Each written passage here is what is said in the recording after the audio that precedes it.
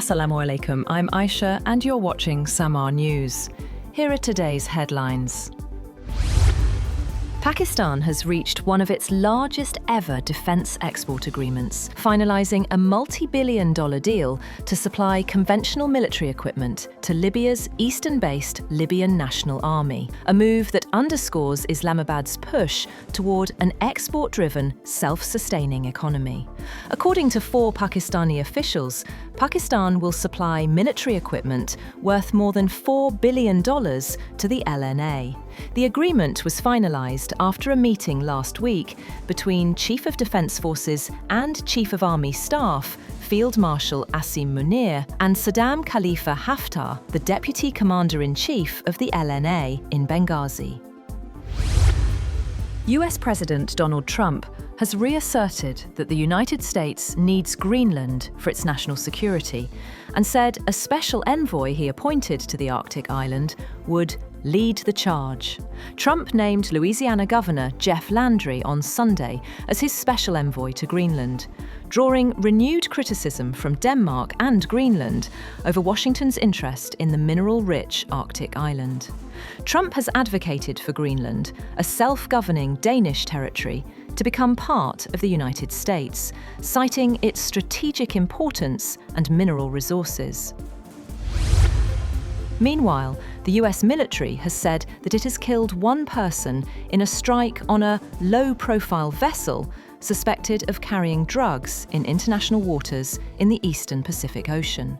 The US Southern Command said on social media website X that the Joint Task Force Southern Spear conducted a lethal kinetic strike on a low-profile vessel operated by designated terrorist organizations in international waters. It added that no US military forces were harmed.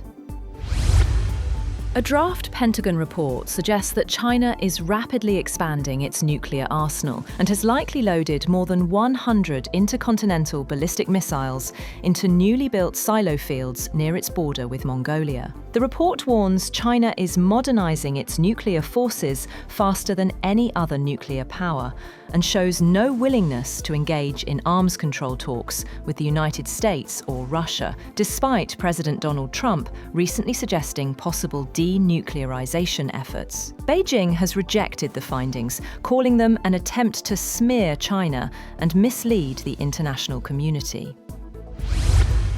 The Trump administration is recalling nearly 30 US ambassadors and senior career diplomats as it moves to align overseas missions with its America First agenda. The State Department says the move is routine, but critics argue it risks weakening US influence abroad by sidelining experienced, non-partisan diplomats. The Trump administration has tripled the cash incentive for migrants who voluntarily leave the United States. The Department of Homeland Security says undocumented migrants who self-deport by year-end will receive $3,000 and a free flight home. Officials say the move is cheaper than forced deportations, as the administration prepares a wider immigration crackdown next year. Russia has hammered Ukraine with missiles and drones in a new air attack, killing at least 3 people, including a child, and triggering emergency power cuts across the country as Ukrainians gear up to celebrate Christmas. Prime Minister Yulia Sviridenko said Moscow's latest combined strike hit energy facilities in western regions the hardest and came days after another round of US-led peace talks to end the nearly 4-year-old war. Gold has touched a record high, coming within a whisker of breaching the key $4,500 per ounce level as investors flocked to the safe haven on US-Venezuela tensions, while silver also rallied to an all-time peak. Spot gold rose 0.9% to $4,486.55 per ounce after hitting a record $4,497.55 earlier in the session. US gold futures for February delivery gained 1.1% to $4,519.20. That's all for now. For more updates, visit www.samaa.tv.